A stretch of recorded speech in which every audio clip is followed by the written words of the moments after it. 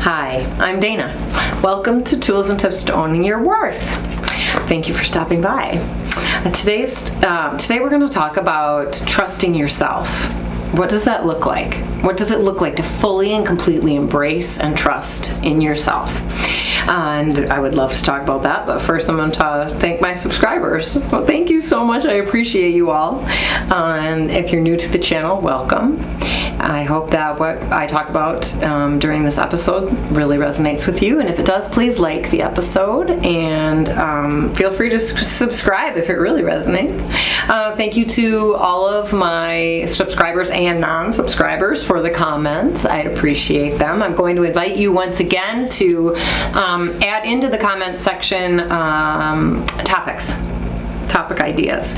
So I love getting them. And like I've said previously, if you're not into writing in the comments, then you can text me or email me. That's fine.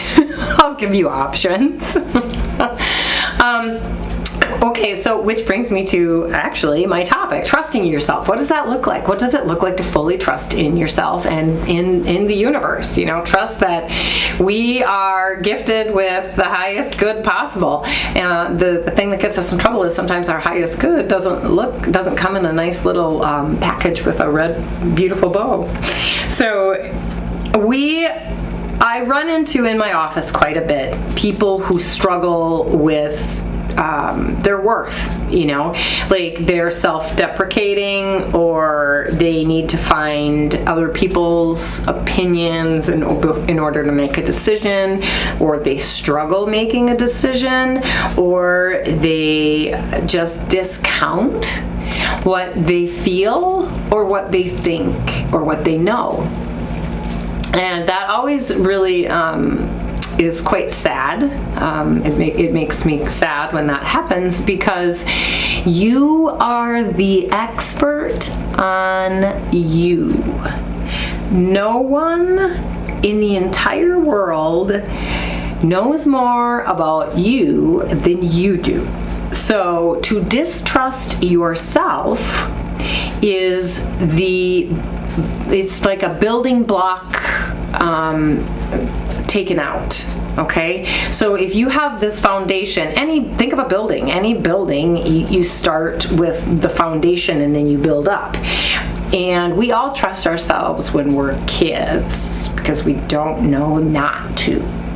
And then, you know, adolescence comes, and that's, I think, where most of us start to distrust or lose that trust a bit, because we start to recognize the outside world a lot more, and then a lot of us end up putting worth where it doesn't belong, which is outside of us, rather than keeping it in here. Then life happens too, right? It's the whole nature-nurture argument. Like, a lot of times, if people criticize us, we put a level of energy or importance on those criticisms, and then we own them, okay?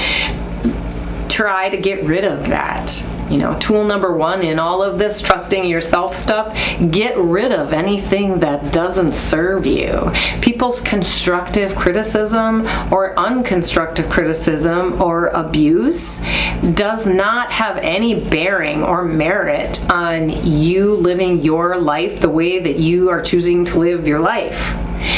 Trust comes from here, and it comes from here, and it comes from here, you know? Nothing in our mind is going to lead us astray if we are double checking and asking ourselves, is this for my highest good? You know, if the answer in that moment is yes, and then you stumble and fall and it ends up being like the world's largest disaster, it still doesn't mean that you should have not trusted yourself. It means that life has given you the opportunity to learn from an experience. And if you don't want to repeat the experience, you will learn the lesson.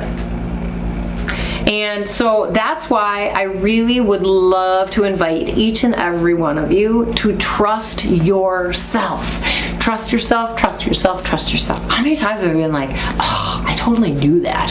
You know, right? It happens all the time. So trust yourself, love yourself, own your worth.